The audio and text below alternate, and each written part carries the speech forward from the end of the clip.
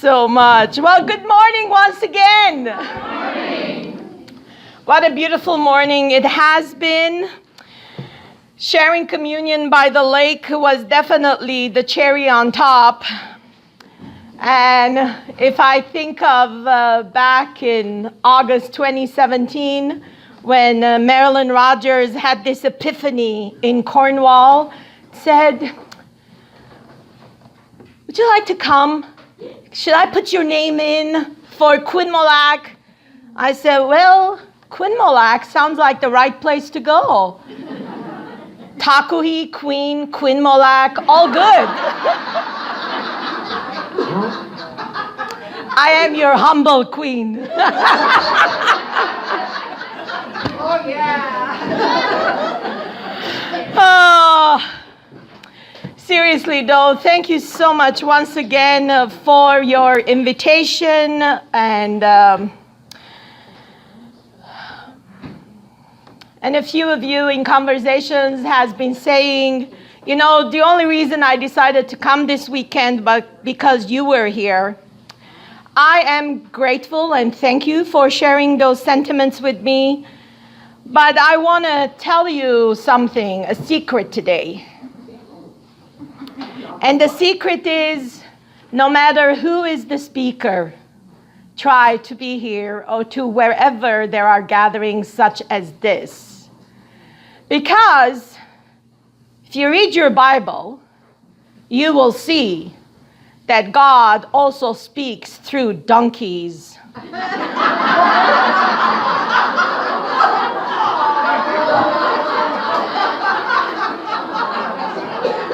I'm not making this up. It's in the Bible. And roosters, even roosters speak, you know.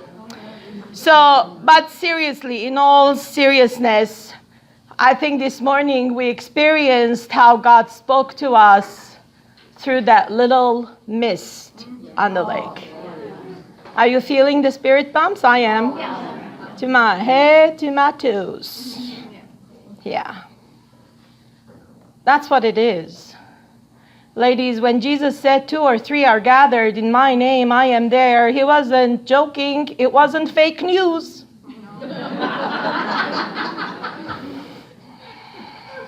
Seriously, thank you for having me.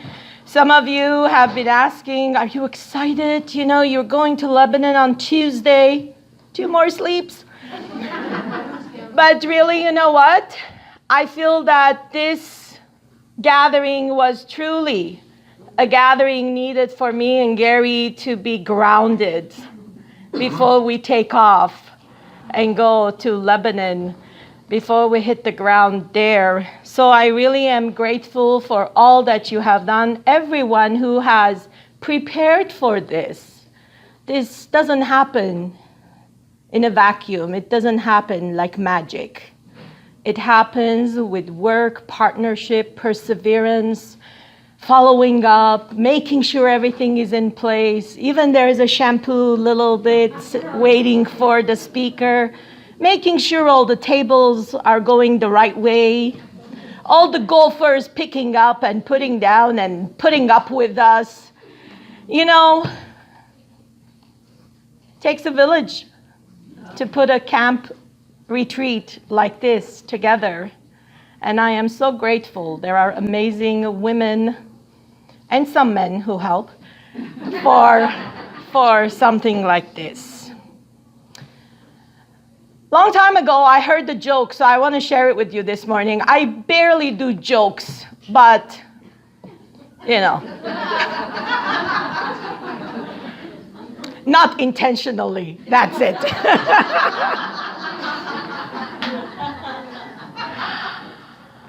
One day, Billy Graham, Muhammad, and a United Church woman was traveling. If you've heard this, just laugh anyway. They were on a flight. What a bad thing to talk about, Miss Takui. And the plane crashes. They get to the gates of heaven.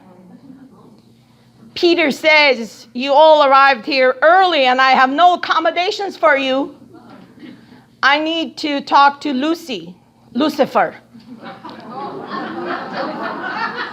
So Peter calls Lucifer and says, hey, Luce, we need temporary accommodations for 3 people pronto. Lucifer has no choice. This command is coming from above. So, and says, okay, send them down. We'll see what we can do. Not even an hour later, the phone rings. And Peter picks up. Lucifer says, help! Help! Peter says, what's going on? Is Billy Graham preaching about salvation? Lucifer says, I wish. Well, is Muhammad preaching about the religion of peace and mercy of Islam? Lucifer says, I wish. Then Peter says, then what? Is the United Church woman talking too much?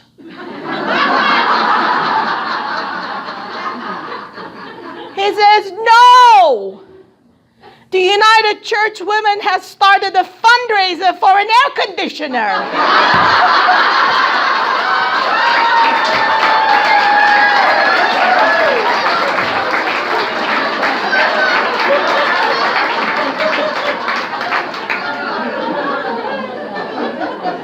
That's how we roll. I want to say thank you for giving from the bottom of your heart for the sabbatical Peace Through Education. This morning we counted, we were at 451, and the executive has given us a check for $425. This morning I got a note from our treasurer, and he says we are sitting at $22,670 something and 94 cents.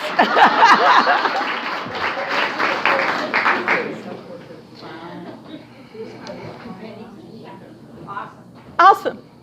There are no words. There are no words. So here we are.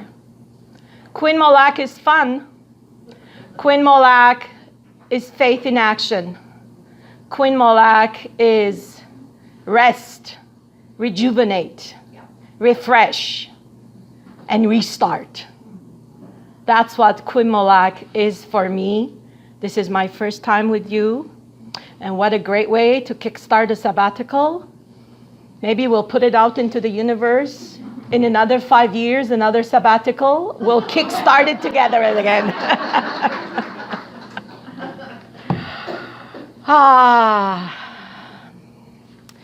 So, how has Naomi and Ruth been to you this weekend?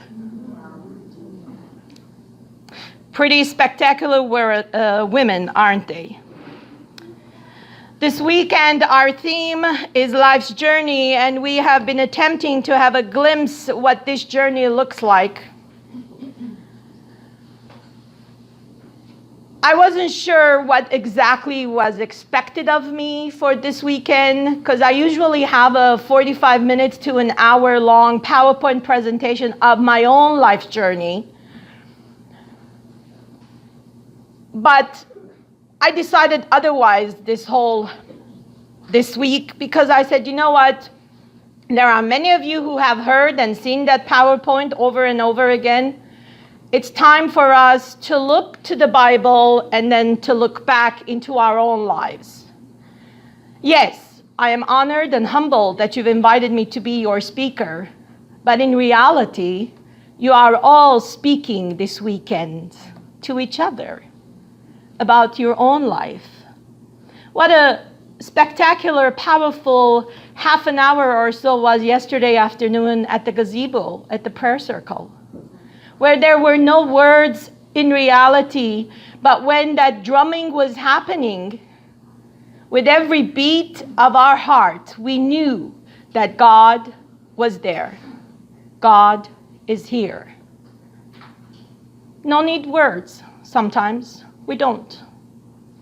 Use them only if necessary.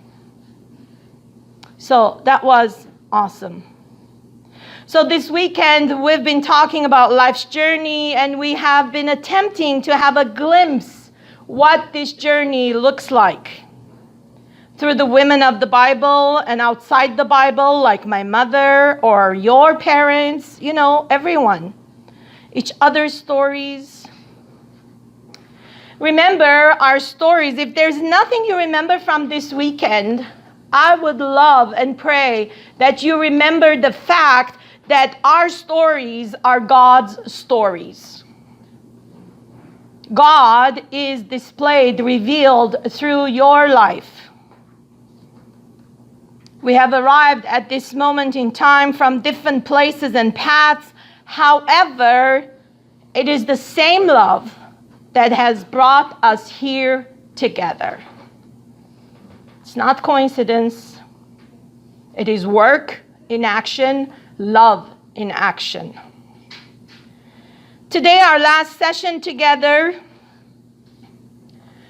from after which Gary and I will hit the road because we realize that we do need to pack and get going.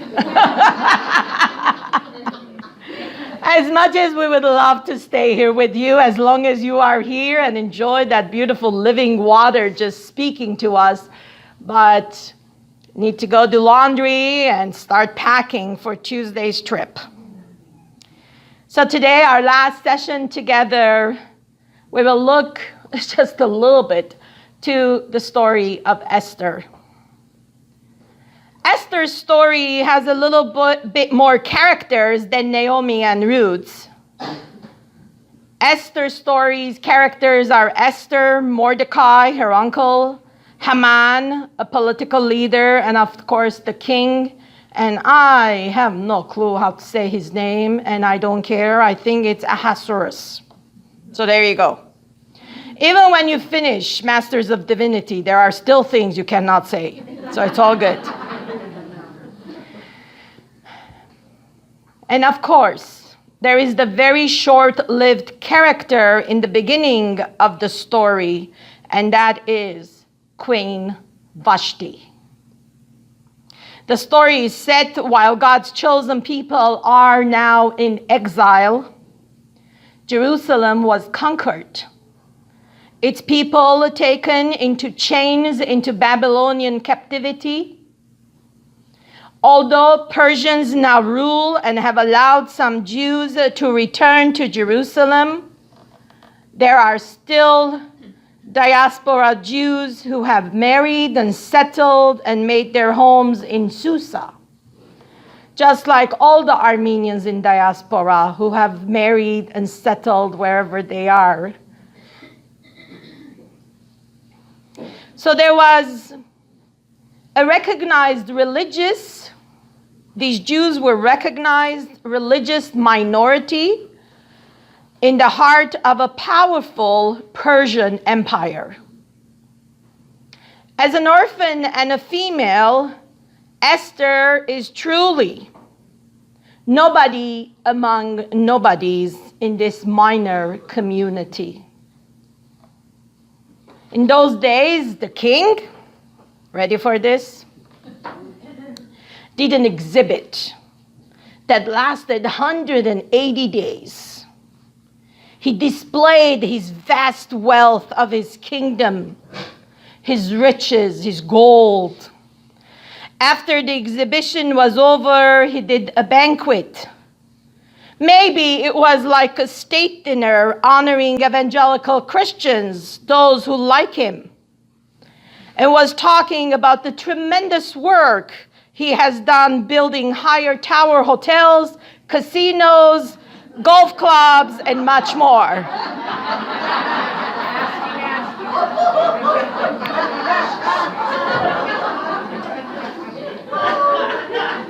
Wait, I'm not done. He also wanted to show off his wife, Queen Vashti.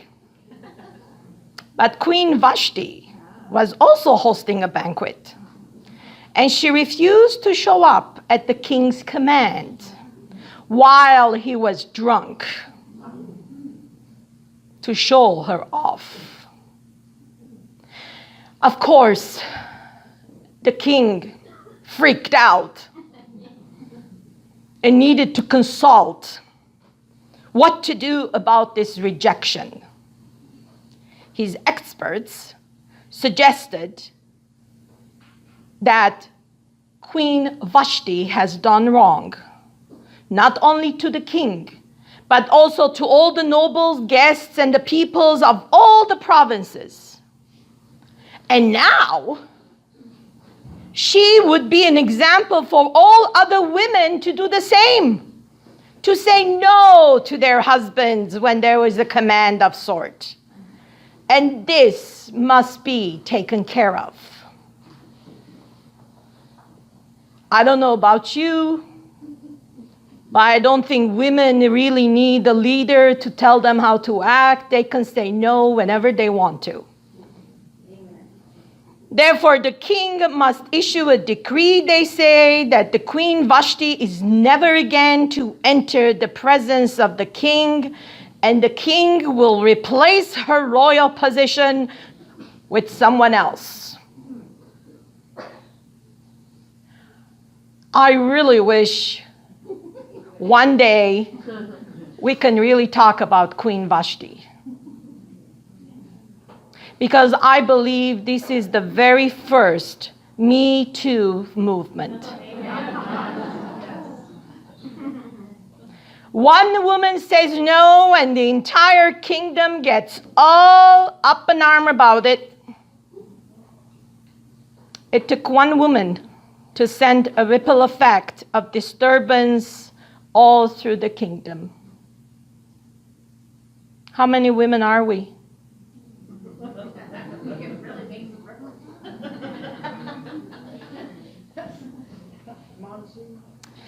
So a whole lot of gathering of young virgin girls takes place. A pageantry of sort. The world is good at that.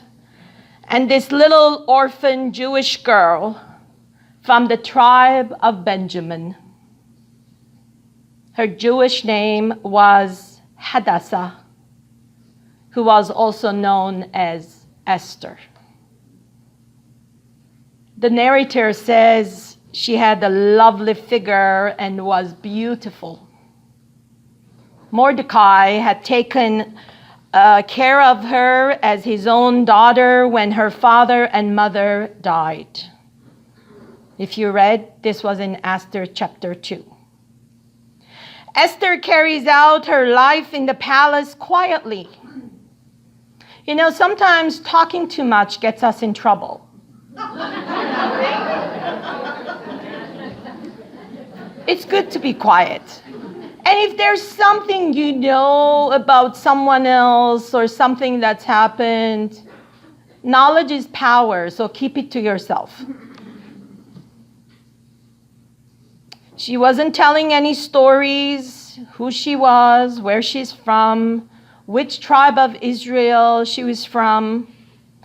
Keeps quiet and goes about doing what is required of her. Truly, Esther is an unlikely heroine, as a mirror image of the Hebrew people in exile. Esther is an orphan, without security, without identity, without rootedness of any family around her except Mordecai. She appears to be rescued by him and him alone, his cousin, but turned into an uncle, per se. Sort of becomes her foster parent. But this secure feeling is short-lived, even in that little house, as she's taken into the king's harem and taken from the safety of her home in Susa and thrust into the intrigue, both political and sexual, of Persian royal court. Add to this list that she is a Jew, another drop in status as an outsider in Persian culture, especially in the royal city of Susa. She is a resident alien, a foreigner, and a member of this particular tribe that Persians tolerate unevenly. Not everyone accepts them. And Haman was one of the political leaders to not appreciate having these Jewish people in their midst. So he went round about of a way to make sure that the king will get rid of all these Jews in diaspora. Reminds you of someone in history, doesn't it? And we say, maybe the Bible is an ancient book. It doesn't apply to us. It applies even more.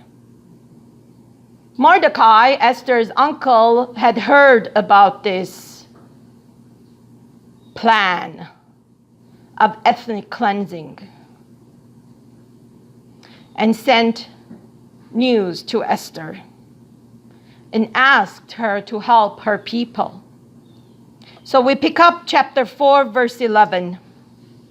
Then Esther sent word to Mordecai and said, all the king's officials and the people of the royal provinces know that for any man or woman who approaches the king in the inner court without being summoned, the king has but one law, that they be put to death unless the king extends the gold scepter to them and spares their lives. But the 30 days have passed since I was called to go to the king. Things can change in 30 days, right? When Esther's words reported to Mordecai, he sent back to her this answer. Do not think that because you are in the king's house, you alone of all the Jews will escape. For if you remain silent at this time, relief and deliverance for the Jews will arise from another place. But you and your father's family will perish. And who knows, but that you have come to your royal position for such a time as this. Then Esther sent this reply to Mordecai. Go, gather together all the Jews who are in Susa and fast for me. Do not eat or drink for 3 days, night or day, and I and my attendants will fast as you do. When this is done, I will go to the king, even though it is against the law. And if I perish, I perish. So Mordecai went away and carried out all of Esther's instructions. Let us pray. God of Eve, Sarah, Rachel, Ruth, and Esther, this morning, as we conclude our weekend here in this sacred space, we want to thank you for giving us this gift of time, fellowship, food, and faith. Your grace is sufficient to us, and you anchor us with your peace in time of the storms. Some storms destruct us, and other storms open the way for us to continue on the journey. You are the path we journey on, and you are the strength that keeps us going. Thank you, and thank you. Amen. Beloved, Esther's story is a dear and a personal story for me. Esther's story for me goes all the way back to my birthday. When is that? Woo! Good job! You get a prize! Tupperware bottle. No. November 18, 1967. My mother had told me when I was born she wanted to name me Esther, after Queen Esther in the Bible. As she named my sister Ruth, Ruth after Ruth from the Bible that we all know. However, my dad had not agreed to name me Esther, and had expressed that Esther was such an ancient old Jewish name. And he preferred to call me a popular Armenian name, Takuhi, which means queen. So Esther was a queen, so there's your... Right? The guy was smart. By the way, his name was Viramshabu, my father. And Viramshabu was one of the very first kings who found the Armenian alphabets. So, he was around that era. So it's quite interesting. And my mother's name, I know I keep on mentioning her. My mother's name was Nevart, which means little rose. Yeah. So about age 11, my paternal grandmother lived with us with a broken hip for 9 years in one-bedroom apartment in Beirut. But she told me at that time that my father was a young boy and he had a crush on a girl named Takuhi.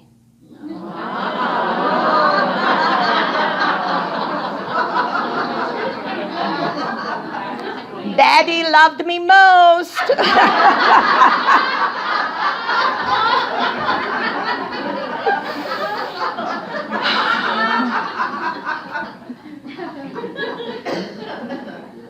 And truly, that is the main reason he wanted to name me Takui. My eldest sister, though, Silva, who lives in California, she has a little bit of a different version of my name story. And that is that my mother wanted to name me Nevev, which means literally gift in Armenian, gift, present. Because the doctors had said, your fifth kid is the last one. There is no number 6. Don't look for her or him. And then I show up. So she wanted to name me Nevev as being the very last gift arrival to them. But you know what? All these different stories of my name is not the point of this story.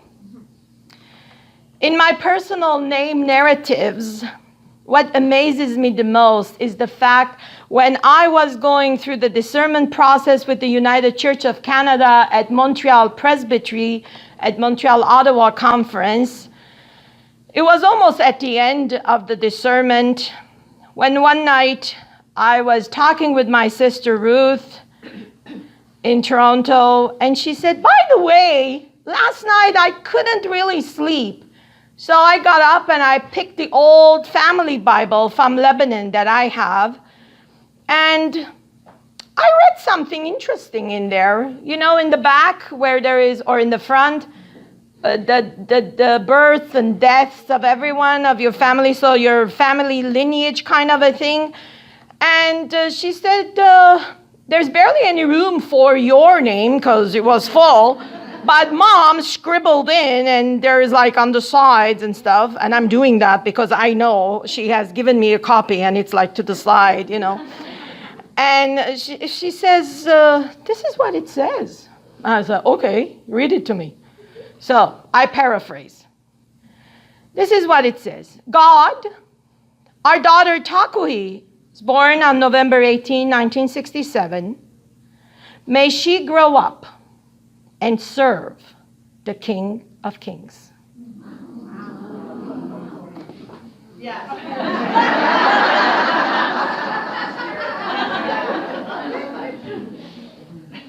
Your mom was a smart woman. If she was here, she would say, the one in me told me so.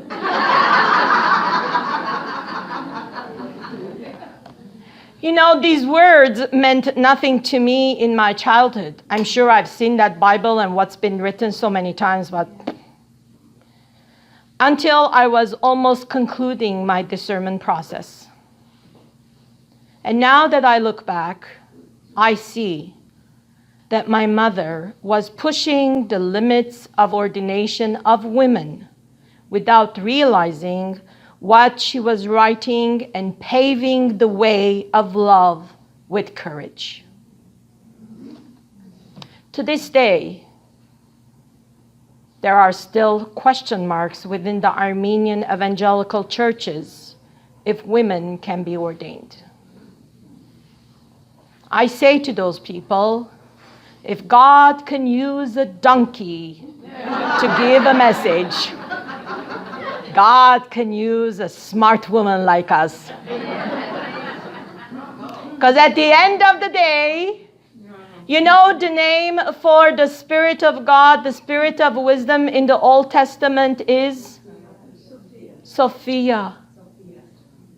Sophia, the Spirit of wisdom, the Spirit of God. Let's not make boxes of male and female. God is. Beloved, Queen Esther was an orphan child, as we said, in exile, and was chosen out of a parade of girls to replace the disobedient Queen Vashti. The most powerful queen in the Middle East was Queen Vashti, now replaced by Esther. But Vashti's power became like a little candle in the middle of a storm. She did not stand a chance because of these wise men consulting the king what to do. Queen Esther, a young girl, an orphan in a foreign land, displayed a great courage in the midst of a crisis. She risked her life with courage and went in front of the king, something no one dared to do. She fasted and did her best to allow God's wisdom and light to guide her and save her people. I know fasting is talked about a lot in the Bible. For me, in the 21st century, maybe fasting doesn't really work that well, especially if you're diabetic, right? But for me, fasting is when we give, even when we know that we don't have a lot. Fasting is that basket. There's no bank teller machine around here, but you have all digged deep into your wallets, into your pockets, wherever, I don't know, and put it out there for children that you don't even know, but God knows. Giving to M&S, putting a couple of more dollars to buy fair trade olive oil is fasting in our own way today. Queen Esther's courage is not gone unnoticed, and none of your courageous works will be going unnoticed. Maybe you won't make the Globe and Mail that you got here at Quin Mo-Lac and raise some money. Who cares? We're not doing this for accolades. We're doing it because something in our hearts is shifting us, is pulling us, is poking us, as they do on Facebook. Somebody pokes you. Seriously, don't poke me, come and hug me, right? So to this day, Queen Esther is not gone unnoticed, and many Jewish girls celebrate the Feast of Purim, which is a jolly festival celebrated every year on the 14th of the Hebrew month of Adar, which is late winter, early spring. And I checked, in 2019, the Feast of Purim will begin in the evening of Wednesday, March 20th, and will end in the evening of March 21st. So who's having a big party? Hey. Woo! Barb, we're there. So UCW, plan a big Purim party at somebody's house and get dressed up like queens. But in reality, this whole story is more than just, or this festival is more than just imitating being the way of a queen. I mean, we can all be a diva in a split second. That's not a problem. But I believe this celebration is to remind us of her self-sacrificing woman that she was, who trusted God and went along the shift that happened inside of her. Beloved, many of you have asked me to share a little bit about my heritage and background. So I want to give you just a little bit appetizer now, so that hopefully in 2020 you will all purchase my memoir books and read it there. That's another layer of the reason to go to this sabbatical to Lebanon, is to go back where I grew up, to make sure I do my research, where we hid during the war, how big of a space it was, and so on and so forth.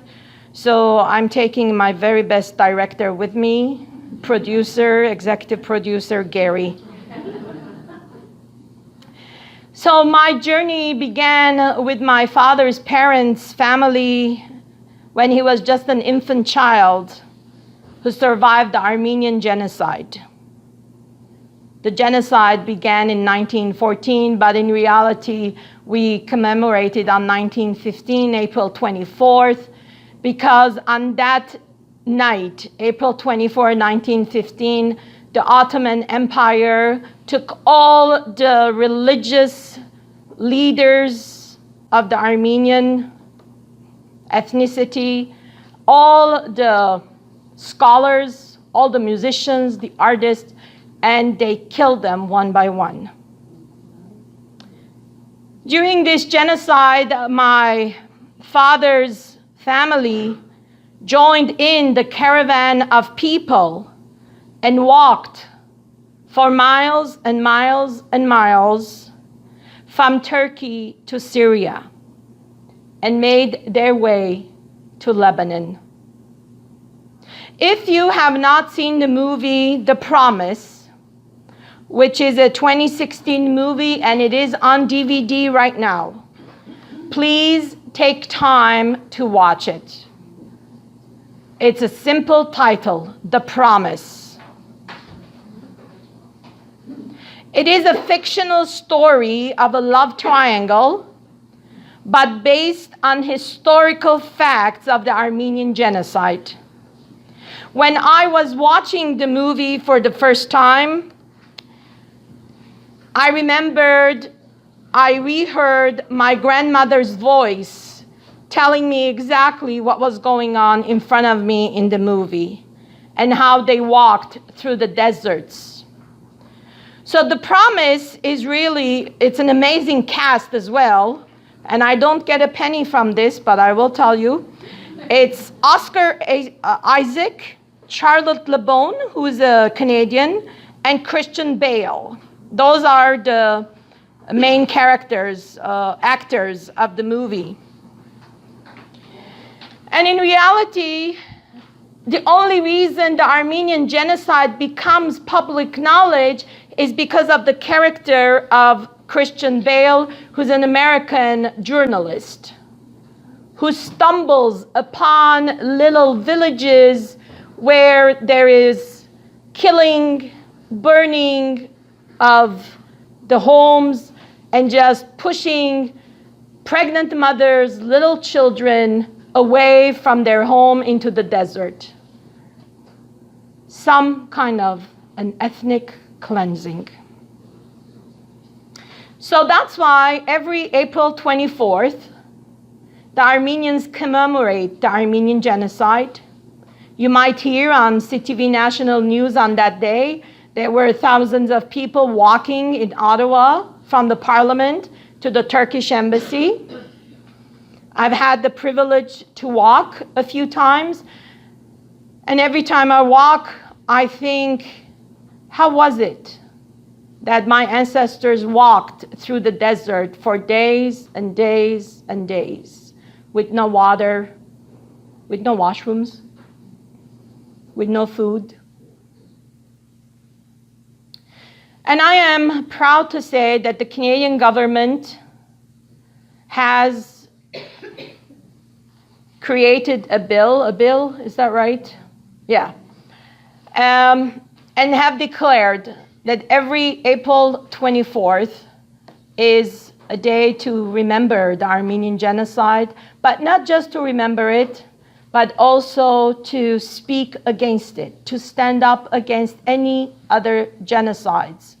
And the entire month of April is a month to stand up against atrocities like that, because it still goes on. And for that movie, you can order it on Amazon. I've got 2 copies from them. And you can also get it from your public library, because if our little Rideau Lakes Township public libraries have it, yours must have it as well. As for my Armenian heritage, Armenia is where Noah's Ark landed. Did you know that? See, you're not just in front of royalty. Oh, let me drink.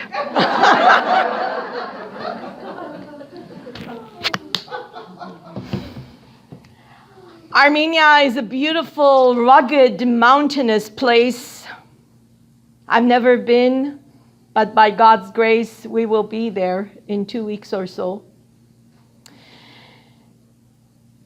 Was an independent country with kings ruling the land. The Armenian language is an Indo-European language spoken primarily just by Armenians. My mother barely spoke English, so she always said, "Tell everyone to learn Armenian because the language of heaven is Armenian." In 301, Armenia became the very first nation to proclaim Christianity as the national religion.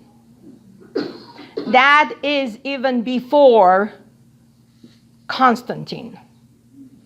Before Constantine proclaimed religious tolerance in 313, Armenians were already 12 years ahead of them and worshiping God as a nation. If you ever have the chance, go into an Armenian apostolic church, and you will see as soon as you walk in, on your both sides, there's little area of sand with candles in them.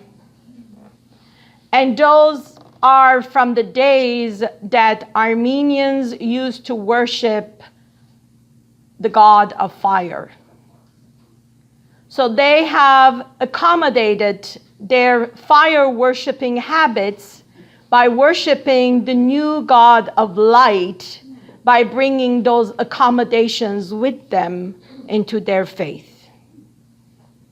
I was born in the evangelical household that if you ask any apostolic Armenian, they would say, that's not a true religion. Armenians are apostolic only. But I am not certain about the story, but my grandparents ended up being evangelical. Was it through missionaries who helped them through the genocide, or was it through something else? I have no clue.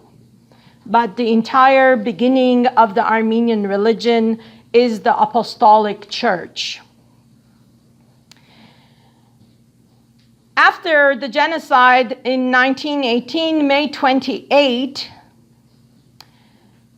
Russia gave the independence of the Republic of Armenia. So we became a nation.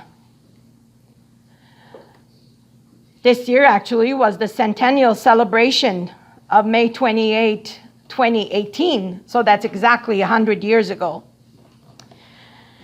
But it is in September 21, 1991, with the fall of the USSR, do you remember that? The coup that took place. Armenia became an independent country once again, holding her own. Of course, with so much difficulties, but Armenia is now governed by a president and a prime minister. So they need 2 men to do that. I say 1 woman's enough, but...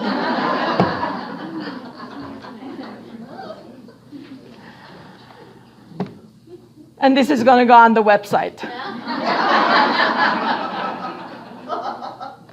Be courageous. So by God's grace, I'm just looking forward to go there. To go there and be at the ancestral land. To go there and find out, before 2 weeks ago or so, I found out that the Armenian Missionary Association is celebrating also their 100th anniversary. And they have big celebrations in Armenia. And when we booked our tickets, we didn't realize that will be at the same time. So we are being invited to join them at the Opera House in Yerevan to be present at the beautiful event that they have for their celebrations. And on the Monday, October 1st, we will be visiting a school in, I want to say Shushi, but it's not. Anyways, I think it's Shushi, where they have over 1,000 Syrian refugee kids living in that area and having special after-school programs for them.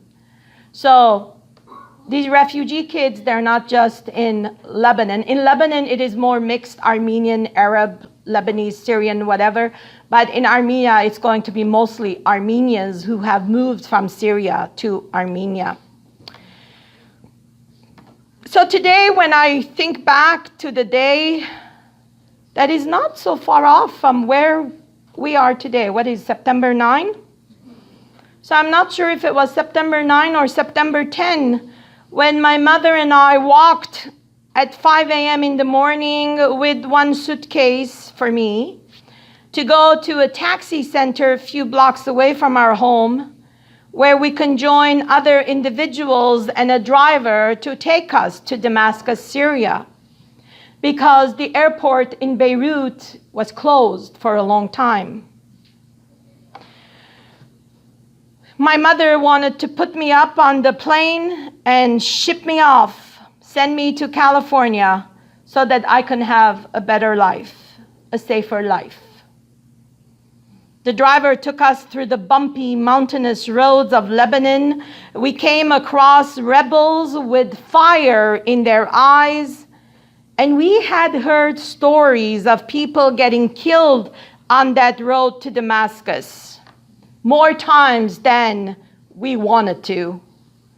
But my mother was determined to get me out of the country, even if it meant her life to be in danger. Maybe she wanted to name me Esther, but I think she became Esther. The rebels stopped us. The one of the driver's side was checking our identification cards, while the other one on the passenger's side said to my mother, "Salam alaikum," which means peace be upon you. My mother had her head covered because she had very sensitive ears, and I take after her. Because the wind was blowing while it was the taxi didn't have an AC or anything like that, so we needed the wind. It was a hot September day. September can be as high as 30 degrees in that area. So my mother, without any hesitation, miraculously, because she barely speaks any Arabic, because we lived in an Armenian area, Burj Hamid, you know, that little BH I told you about, not Beverly Hills, Burj Hamid, was also called Little Armenia. So she turned around and without any hesitation, she said, Wa alaikum salam. I was shocked. I was in the back, in the middle, because there were two passengers on each side of me, and I was like, almost to say, Mom, you speak Arabic? I didn't. I knew better to keep shut up, you know, to keep quiet. So the rebel who just greeted my mother told the other one by the driver's side to let them go and stop asking questions. The other one said, Shoo, what? I'm still checking. He said, no, I am finished here. He says, but I'm not. Well, we are. And this one says, let them go. Now that I look back, I wonder, is that the voice of God?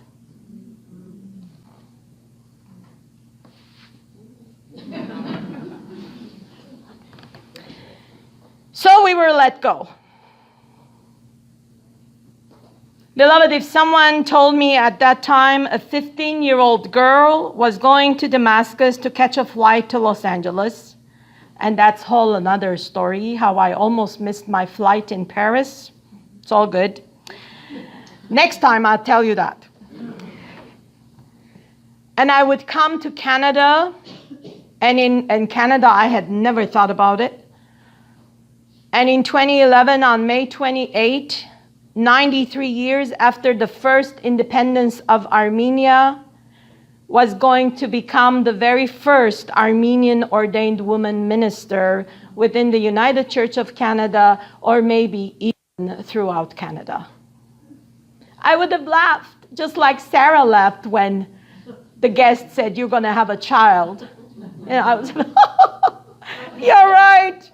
Which drugs are you on?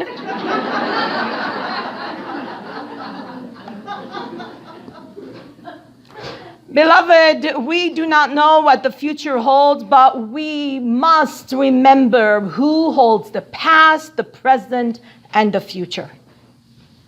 Because the God of Ruth, the God of Esther, the God of Nevart, and the God that I have experienced so far and I have learned to trust is the God of the journey. On Tuesday, as I head back to Lebanon for the first time in 35 years with my trophy husband,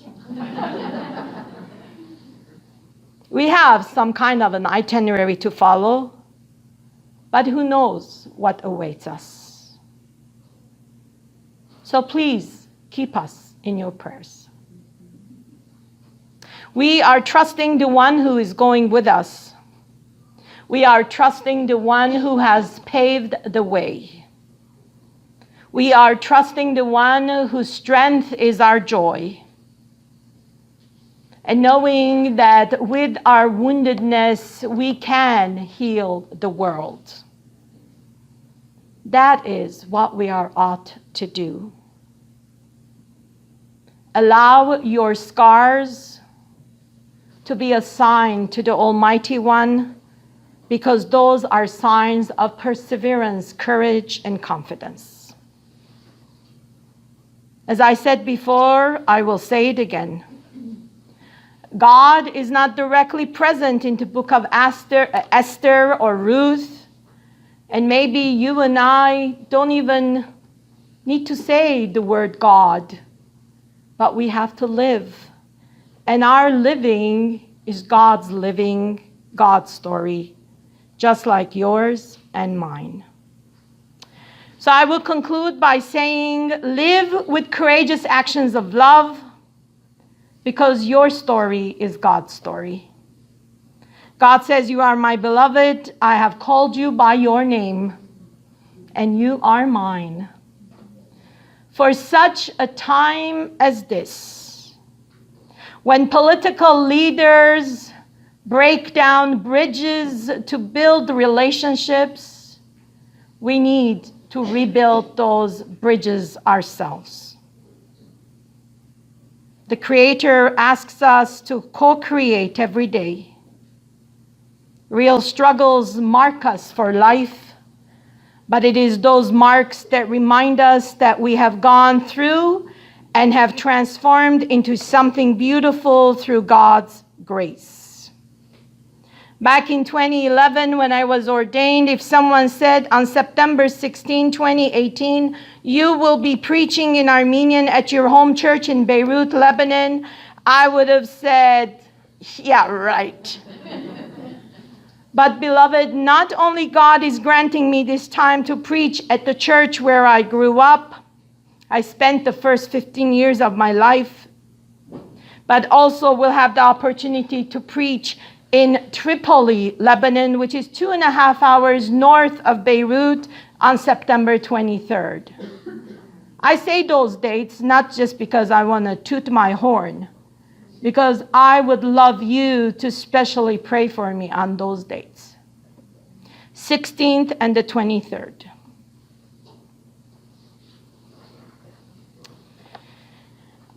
And I'm going to finish with this little dream that I've had long time ago. Last month, when the very first person, who is Reverend Rola Sleiman, she is the very first woman ordained minister in the Middle East. And she serves in Tripoli. That's where she lives. That's where we will be. When she asked me through Facebook Messenger saying, dear, would you like to preach while you're here? And guess what I said? I said, of course, I would love to. Just split second later, the Spirit brought this to my mind. It was tucked away somewhere in my subconscious. I had a dream when I was a little girl that I had gone back to Lebanon from where I have no clue. And I was running through the streets of Lebanon and yelling and screaming with joy, saying, Jesus is coming, Jesus is coming. And that dream just woke up. The moment Rola asked me that, I had never thought about that dream again. But today, I go back after 35 years of being away from there. I go back with humbleness, with joy and peace. Not to tell them to shape up, but to remind them that God always been with them, no matter where they are, who they are, what their situation is. And Jesus is already living in their midst. They just need to see it.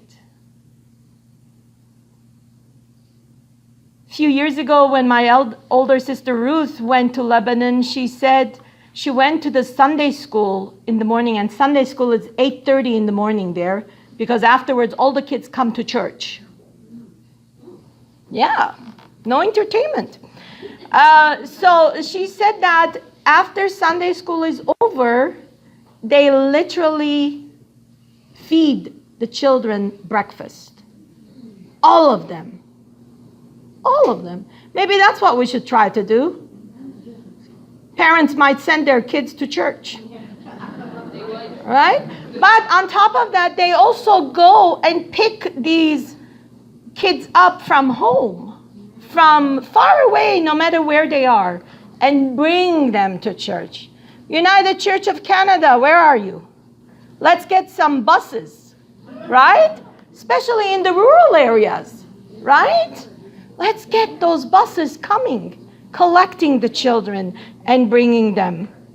So, beloved, UCW of Bay of Quinte and extended friends and family, Keep on uniting women and men to the total mission of God by fellowshipping, witness by actions, and serving each other. Loving God through loving everyone. Hold strong to the Bible. Don't say that it's such an old book. Old is good. Remember? Old is sage. Nurture one another like Ruth and Naomi, and understand the pain each of you are going through, and hold tight. Live generously with joy and gratitude and with courage, just like Esther. Keep on transforming the world with one courageous step at a time, because God's grace and mercy is sufficient for all of us. Amen. Amen.